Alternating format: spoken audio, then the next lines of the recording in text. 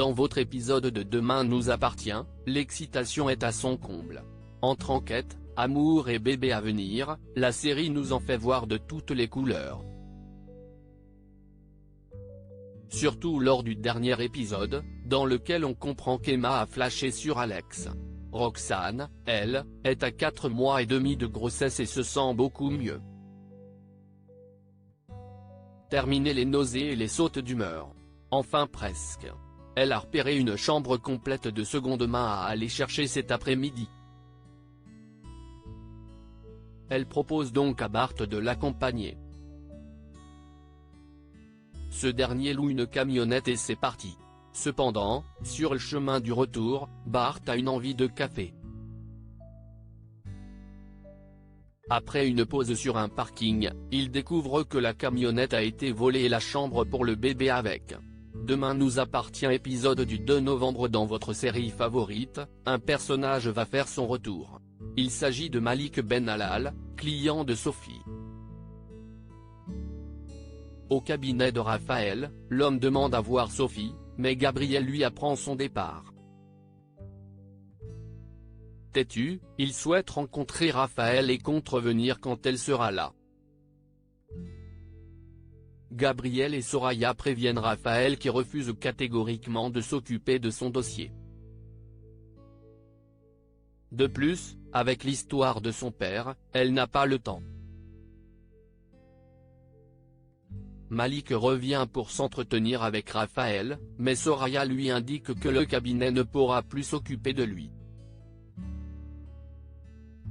Hors de lui, Malik comprend qu'il n'est pas assez bien pour elle. Gabriel le met dehors fermement. Un peu plus tard, au Spoon, Malik va pour régler son addition. Audrey l'informe alors que la machine à carte bleue ne fonctionne pas aujourd'hui. Agacé, Malik lui rappelle qu'elle aurait dû le prévenir en amont. Il finit par régler son addition en espèces et indique à Bart que cette histoire de machine cassée est une astuce pour se mettre des billets directement dans la poche. Demain nous appartient nous réserve de sacrés personnages. Martin est-il vraiment irréprochable? Delphine Laborde est morte. En attendant le rapport du médecin légiste, Martin interroge Sébastien sous l'œil attentif de sa fille. Le procureur paraît anéanti et fragile. Il refuse de répondre aux questions et se rend ainsi très suspect.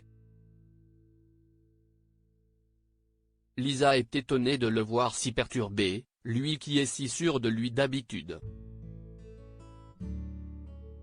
Devant le silence de Sébastien, Martin le place en garde à vue.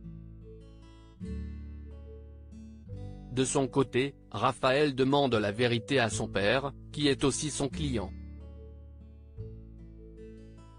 Il lui raconte tout. Il s'en veut de ne pas avoir dit à la police où elle se trouvait. Ainsi, elle ne serait pas morte. Au commissariat, les policiers débattent sur le comportement du procureur.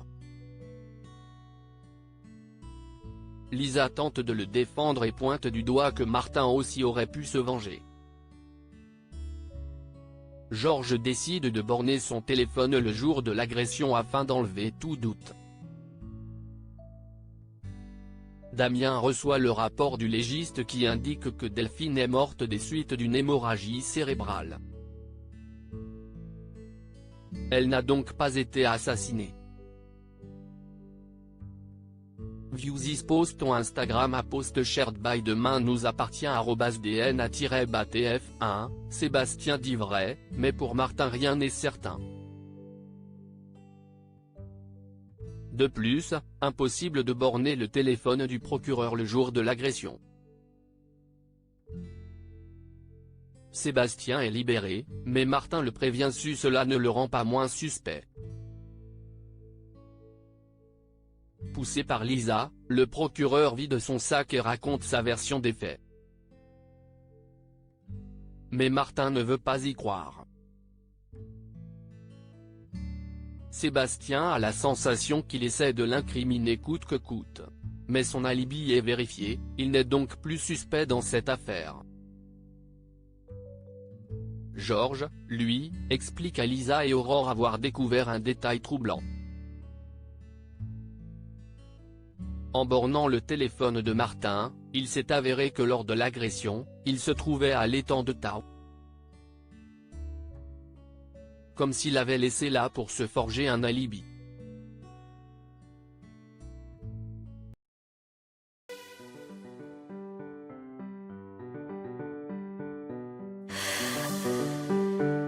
나